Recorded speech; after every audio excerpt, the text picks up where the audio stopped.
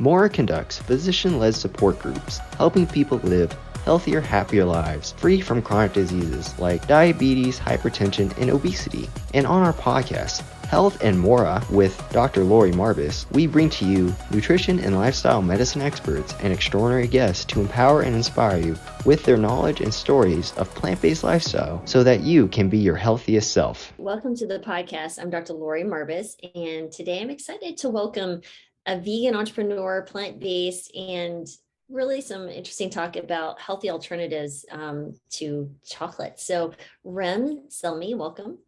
Thank you. Hi, welcome. Thank you very much for having me. Yeah, so I'm excited to really kind of hear your story and why you chose, to start a company in this type of area, because being an entrepreneur myself and having multiple companies, I totally can appreciate the struggles and the stresses and a lot of struggles. It's all good. Struggles, yes. A lot of struggles, yeah, but it's also worth it in the end. So can you tell us first of all a little bit about your plant-based journey? Like what even got you into this type of way of eating? Because I feel like that really inspires people to be innovative and see different things.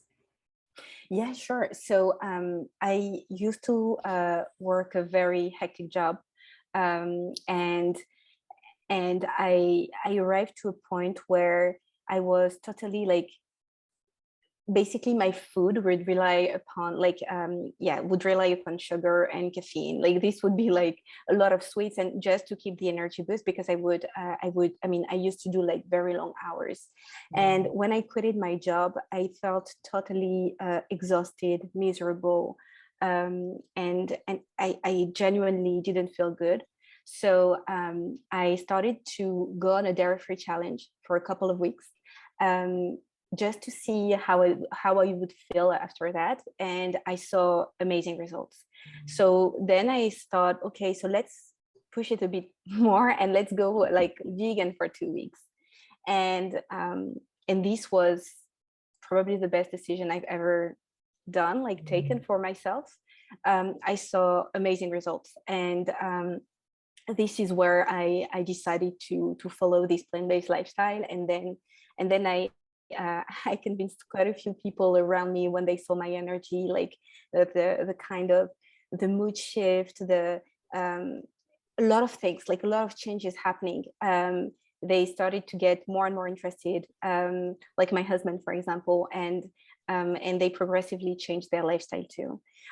So this was really my journey. It really came from my work that totally exhausted me, where I gave everything and I would sleep with very little hours, and arriving to a point where I wanted to do something for myself. Gotcha. What was your work before? I used to work in investment banking, so very hectic. Yes, my goodness gracious. Okay. And then as far as other symptoms, so you have a little one, and you had mentioned in your profile that you had also had a history of gestational diabetes. What was that like to know that, oh wow, something is going on here with my body, and you're trying to, grow a little person inside of you? What was that like, that feeling? And then how did that move into, looking at the chocolates in your company? Yeah, sure. So basically what happened, so it was, I have a sweet tooth, and when I was when I was pregnant, I would travel a lot for work, and again went back to this exhaustion circle, and like me wanting to do something for myself.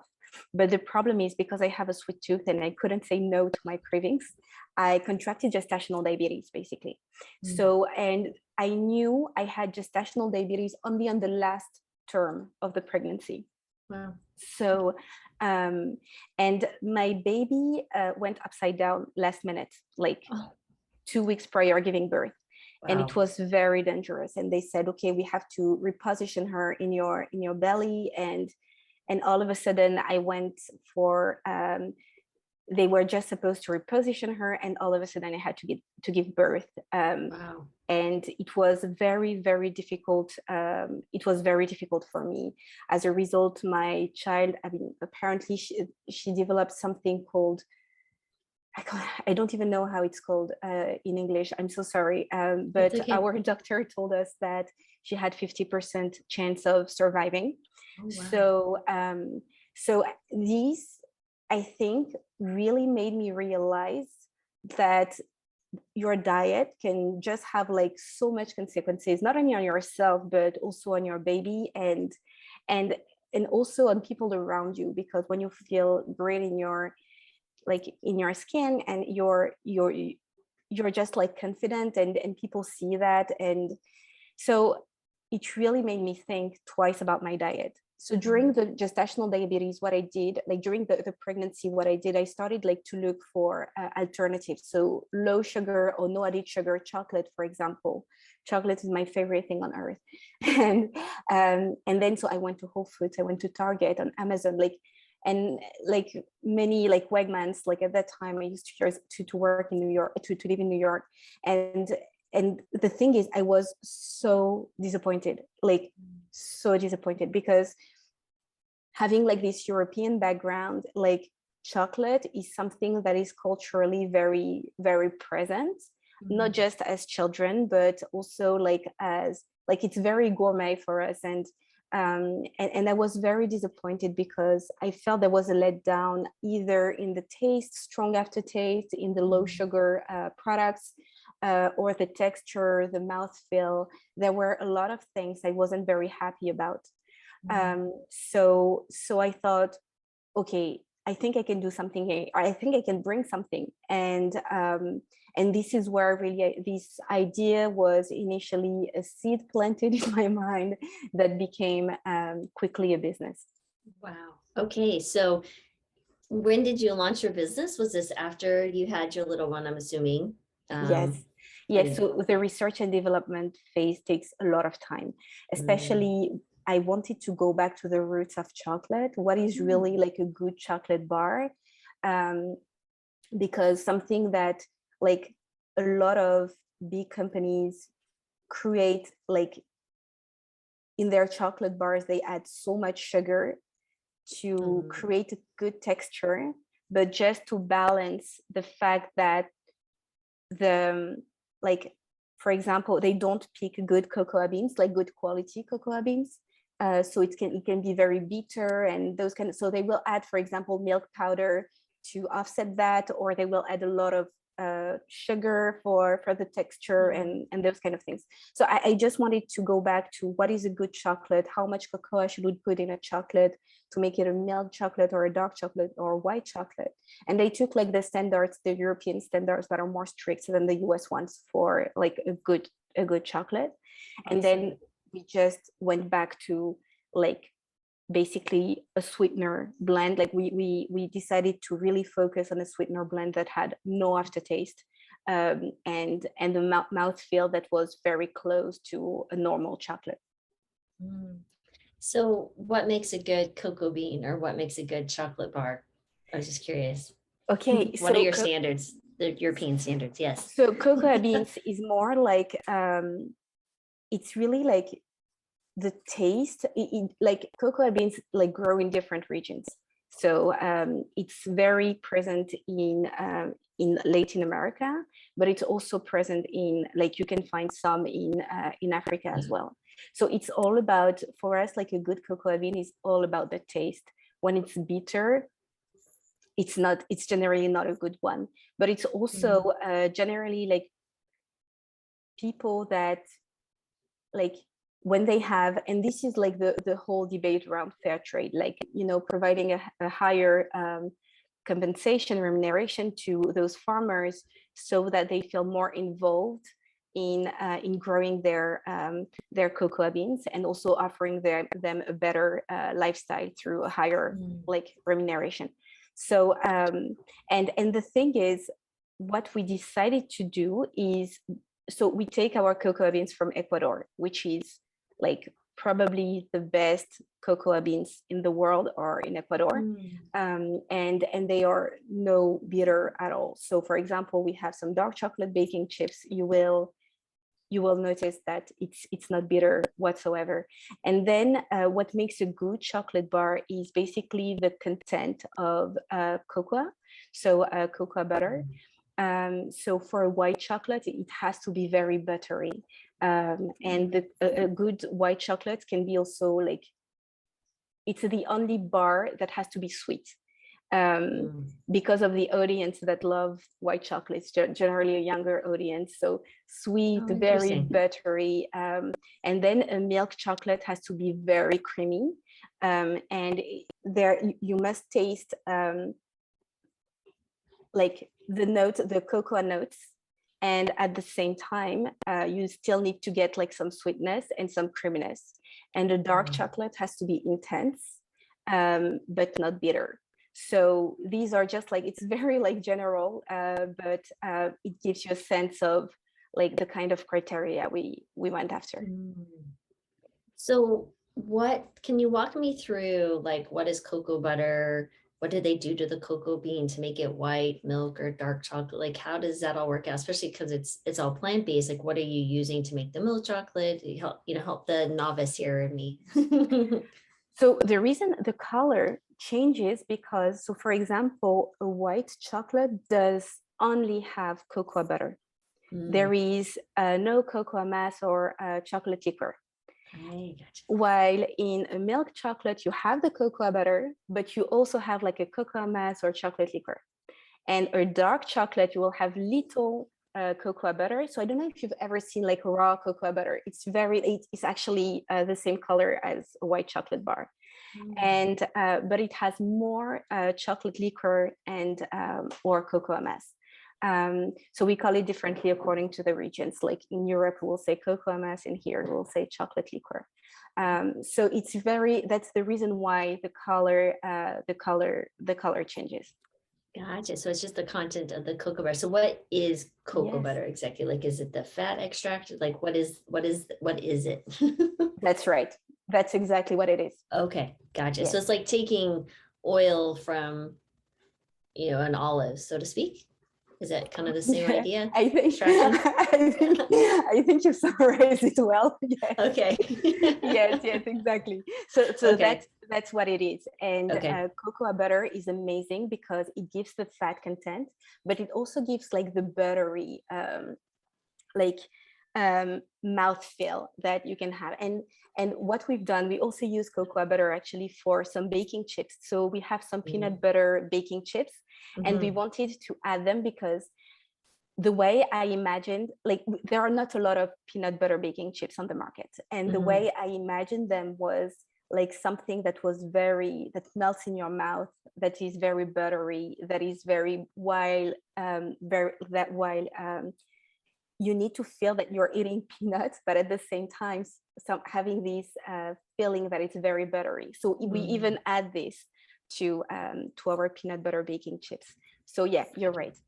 Gotcha. Okay, so we're taking that, and then, what makes this healthier to a consumer would be the lower sugar. So what are you using for the sugar, the sweetener? Like, explain how is this a healthier alternative to something that they would buy off the shelf at Whole Foods that you experienced previously? What have you done to, like, what is that difference?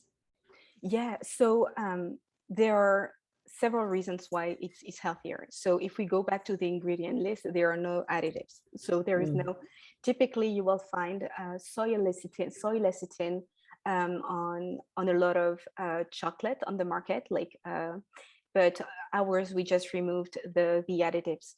But then the second reason why it's also healthier is because it's plant-based, which, I mean, it's a no-brainer. Yeah. And then the third reason why it's healthier is the amount of sugar. So in one tablespoon, in one full bar of our products, you will have 4 grams of sugar, while any conventional bar will have between 40 and 60 grams of sugar, depending on the type of chocolate bars. So yeah.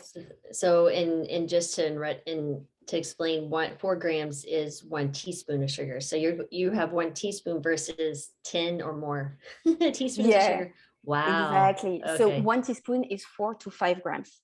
Wow. So yeah, so we have 1 teaspoon or less of sugar, It's and amazing. yeah, it's just incredible. And the Mm, thing is, it's just our sweetener blend. So our sweetener blend is made of 3 components. So okay. stevia. So I'm sure that everyone in your audience is familiar with stevia. So it's a botanical leaf. It's been used for centuries, and it's basically very sweet. So it has a power like 100 to 400 times the sweetening power of regular sugar. So that's why we put just a little bit of stevia, otherwise Yeah. it wouldn't be edible. And we buy our stevia from the farmer directly, so Oh, wow. that we can really oversee the process and of like from the botanical leaf to the sweetener itself. Wow. And then erythritol.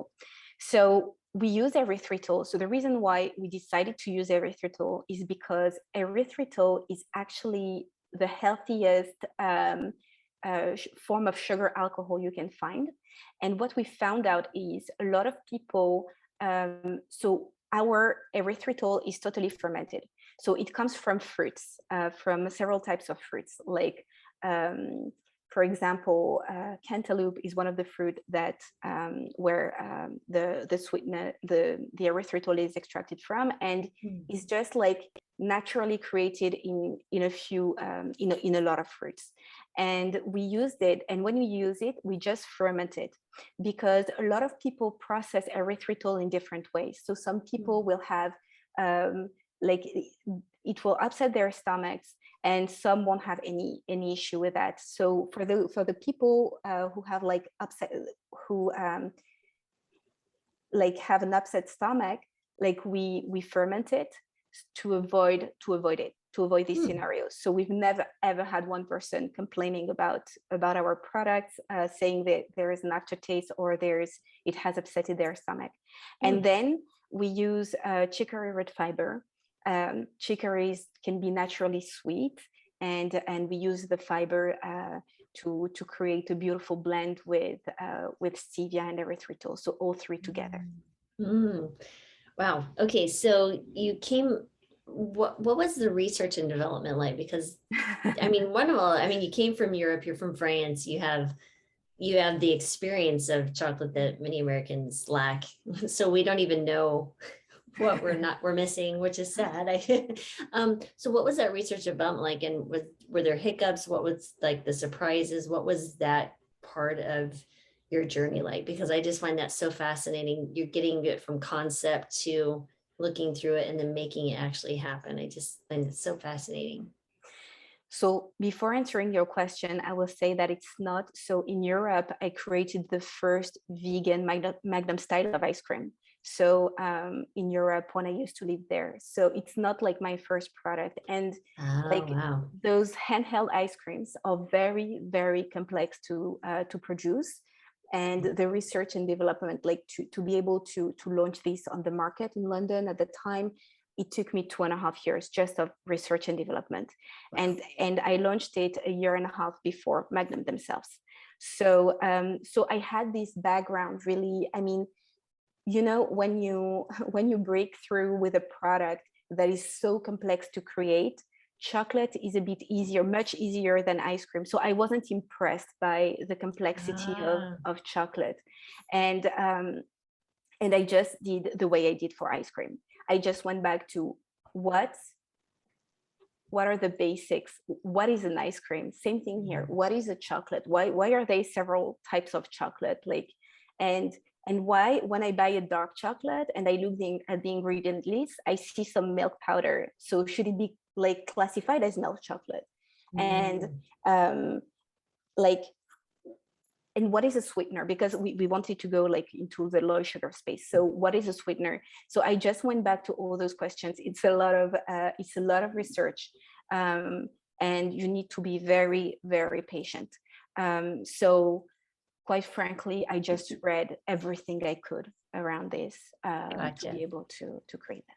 Well, I'm visiting my daughter, and this is for Kitty Cat. If you're on YouTube and see Mr. Remy here, he's been following me all morning, so I'm not sure what's going on with him.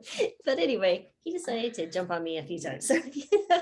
So okay, so that's incredible. So let's go back a little further. So let's talk about this ice cream, like this vegan ice cream. Like what is that about? Like where did that start? Oh my heavens. So when I created my job in investment banking, I was so I don't know if you remember, but I mentioned how I felt really bad and very tired. Yeah. And then I started this dairy-free challenge that worked very well for me, and then this plant-based challenge that I absolutely love. And this is where I started like to look at plant-based alternatives. But veganism or plant-based diets were not mainstream whatsoever. So there was no like vegan, and I love ice creams. So there was no vegan ice cream in Europe in a handheld format. And Wow. yeah. So, Wow. so that's why initially it was something that I would create for myself, because when I was invited like to friends, like for friends dinners or family dinner, like they would put stuff on the table that were not plant-based, very heavy in eggs and in sugar and everything. So I thought, okay, I'm going to create my own. It was not like a low sugar ice cream. It was more like an ice cream that has 1/3 less sugar, because sugar wasn't very important to me at that time. It was more like the plant-based, dairy-free aspect that was. And I used to create my own. I used to have like those little Amazon molds, and then when I started the research and development, I thought that it would be like creating those ice creams at home. Then I started like to do my testing, and I was like, oh my God, like there was all these stuff on the floor. I almost exploded the machine, and the guys that were renting me like the facilities were like, okay, now you either need to be better or you just get out. So yeah, I just simply thought it would be like creating an ice cream at home. Wow. And then so my family and my friends were like, oh, that's actually very good. And every time they would be like, can you bring some more? Can you? And instead of taking the dessert they would generally take after dinner, they used to take my little ice creams. Oh, that's awesome. Exactly. So I started a new job, and I hated it. 9 to 5, no mission, no purpose, no nothing. Right. And then this is where my family and friends told me, look, you have something that is really delicious. If you loved it, a lot of other people will love it too. So yeah. So now that you launched, all right, what is this timeline? So you were born and raised in France. Tell me in sequential order, like your life, because this is fascinating. I was born and raised in France.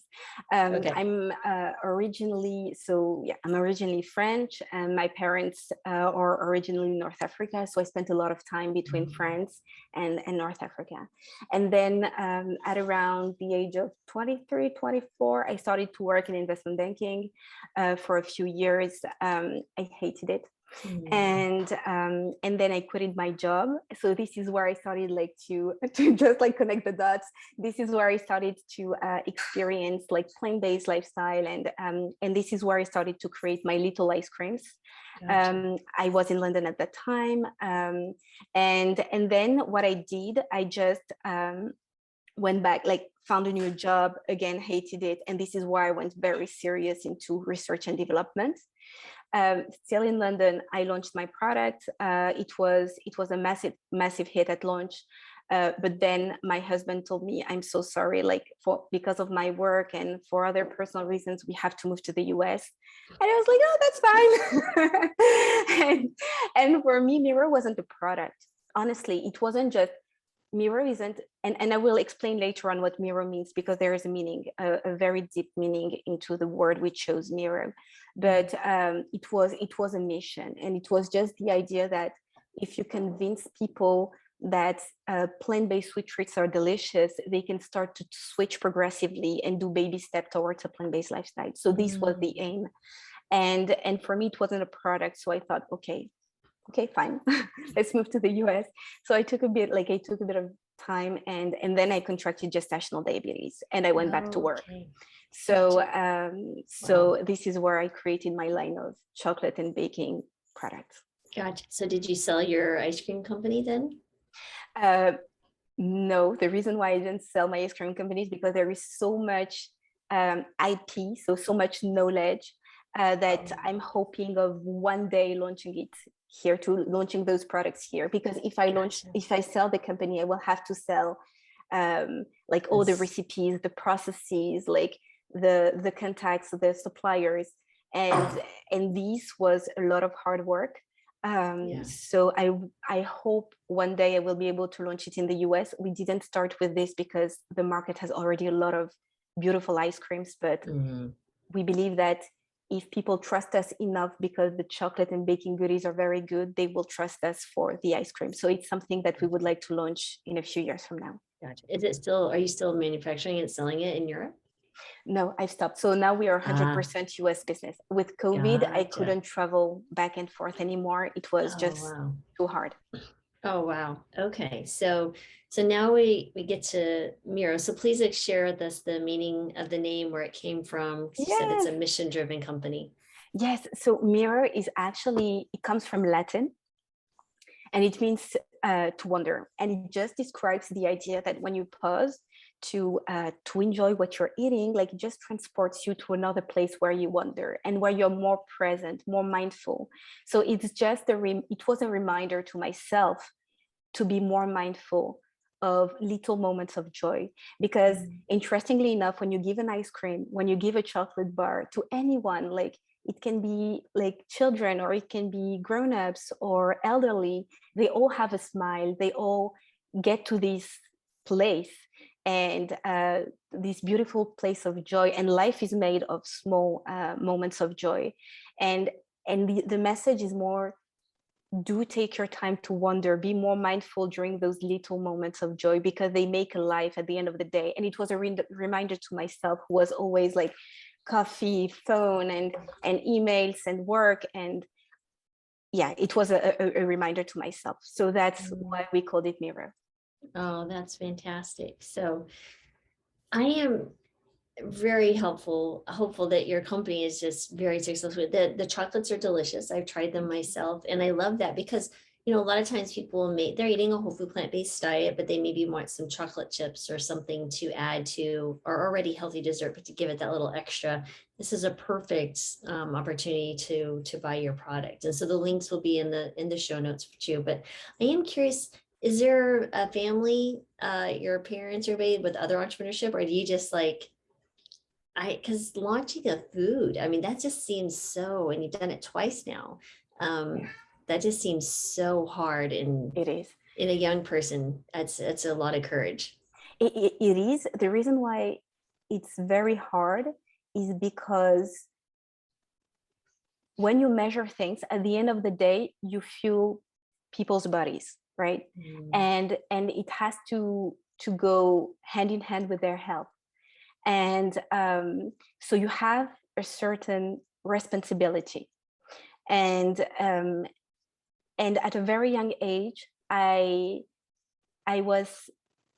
realized that. My dad is an entrepreneur as well, but not in the food industry. But I always had this fascination for food, because it was my mom's way to express her love. So my mom is North African. It's the way they've lived around food, and food has always been at the center of the relationships. And when they show love, they show it through food. So for me, it was something that came very naturally to me. So no, it's not like I'm not the descendant of like a generation of food entrepreneur. My dad was an entrepreneur, and to be honest, I would have never thought I would become an entrepreneur. It wasn't my dream, not at all. I went in investment banking because I didn't know what I wanted to do in my life, and asking to an 18 years old to know what they want to do for the rest of their lives is bold. And so you do whatever other people do. You just follow the crowd, and I followed the crowd, and I was very disappointed. So I just thought food is everything to me. It's just the way I grew up. So I want to do this for the rest of my life. Plus it went like this plant-based change in my, like my lifestyle, my new lifestyle did so much positive stuff for me. And then I contracted gestational diabetes due to food again. So it keeps coming back and coming back and coming back. So for me, it's, yeah, that's the reason why I became a food entrepreneur. Oh, that's awesome. So you're exactly right. So many people show their love through food, and it's, we build, I mean, kitchen is many times the hub of the home. It's very true. I totally love feeding families and friends healthy food, and right. So it's but it's interesting, when we first went plant-based 10 years ago, my husband was like, we're having Thanksgiving, because you need to go ahead and make the turkey and stuff. I was like, no, I don't. It's okay to change tradition, right? You're still giving yummy food, but you're just doing it in a body that you're doing it in a way that'll feed the body health and make us all feel better at the end of the day. So I think that's fabulous. Oh, so exciting. I don't know for you, but for me, what fascinates me the most about the plant-based lifestyle is the creativity in the kitchen. You have to be creative. The way you replace eggs, the way you, all those colors on plate, and all those kind of things. I mean, it's just, I just love it. And yeah, and I'm not surprised that you said to your husband, let's replace traditions. It's just so worth it. Yeah, no, it is, you know, the flavor, the textures, and I really feel in America, especially, our culture is so, well, in many parts of the United States, it's very bland, it's very American, it's fried, it's standard American diet. Until you go to a plant-based diet. I mean, we ate fairly healthy. I mean, because I grew up in a home with minimal money, so we grew a lot of our vegetables. We ate a lot of beans, a lot of potatoes. We had some meat. There were dairy, but it was much, much more limited. Never had processed food, because my mom's like, that's amazing. I'm not buying that because it's expensive and it won't last. I'm like, this, it worked out. It really did. But what was interesting though is the changing the adventuresome component of eating, right? So then it goes to, I'm okay and excited to go try Ethiopian or Thai food, or things that, you know, outside the standard, you know, hamburger joint or the steak joint or the occasional Chinese or Mexican, because I grew up in New Mexico. So that actually was really cool to experience, right? I remember the first time I had hummus, I was like, where was you all my life? You know, I was like, what is going on? There's a whole world that I've been missing out on. What's wrong here? Hummus is life. Oh my, I was like, this is the most delectable, delicious thing ever. And so I was like, they're so versatile. You can put it on anything and it's just better. Exactly.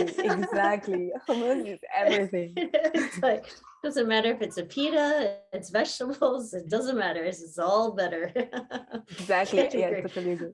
Oh my gosh. Yes, absolutely. And then the joy now that you have a little person, a 3-year-old, that gets to see mom do this. What a great experience for her and an example. So here, Rebecca, that's fantastic. So I'm so excited for you. And it's MiiRO.com. .co. That's right. Sorry, .co. And I'm excited to see where you go. But is there anything that you feel like people should try first that you are really excited about, or any new products or anything? My 2 favorite products are the peanut butter cups and the peanut butter baking chips. Like, people can't even bake with them because they just finish the bag. Like, they just like, that's what we like, our consumers tell us all the time, with the peanut butter baking chips. So, and then dark chocolate baking chips are just a good dark chocolate baking chips. But I would start with those 2, because especially the peanut butter cups are just like another, they're delicious. Those are the first things that disappeared. So whenever I got your box, I have to. So my two boys were at home, my older boys, and they're in their mid-20s, and then they're like, "What do you got there?" And I was like, "I have to try these. You guys can have what's left." So it was really fun, but it was all gone within the day. I'm so glad to hear that.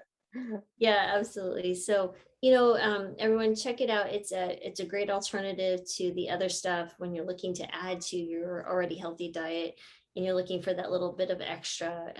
Especially if, the holidays or celebrations, that's always fun too, to really just kind of share that with someone who is like, I can't eat a plant-based diet. What would I do without my chocolate? Well, here you go. So There you go. absolutely. So Remy, thanks so much. Is there any last bit of advice or anything you'd like to share with anyone? I would say for someone who is thinking of a plant-based diet, maybe, and that doesn't know how to start, I think, so for me, starting with a dairy-free challenge for 2 weeks was the best thing I could ever done, because it just removes the pressure. And nowadays there are so many like dairy alternatives. So I think it can really it just removes the complexity, and it's not very complex to go plant-based, but it can sound a little bit intimidating. So it just helps with that a lot. Oh, absolutely. I think you're exactly. There's so many dairy alternatives now that it's. Yeah. I don't think that should be a problem for anyone, be it taste or texture. So absolutely. Yeah. So, well, thank you again for your really delicious. Oh, at 100%, right? And I don't think people would stick with it if they couldn't find flavor. And honestly, I would say my flavor profile is expanded dramatically since going to a plant-based diet. So 100%. Yeah, absolutely. But thank you again. And everyone, please, click the links and check them out, give an order, and add that to your repertoire of things to put in your pantry in case you need some delicious chocolate or peanut butter chocolate chips, all delicious, all of it. But thank you, Rym, again for your time. Thanks for watching, and I hope you enjoyed that video. Before you go though, please hit the subscribe and alert buttons so you don't miss out on any of the amazing content we're working so hard to provide you. We upload a new episode of Health and MiiRO with Dr. Lori Marbas every Friday.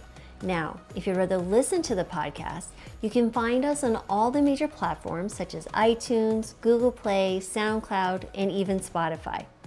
If you're looking for amazing resources to help you start and sustain a plant-based diet, exercise, recipes, or anything wellness, we got you covered there too. Because at MiiRO, we actually provide physician-led support groups to help people live happier, healthier lives, free of metabolic disease. Don't forget to check out our website at miiro.com, and thanks again for watching.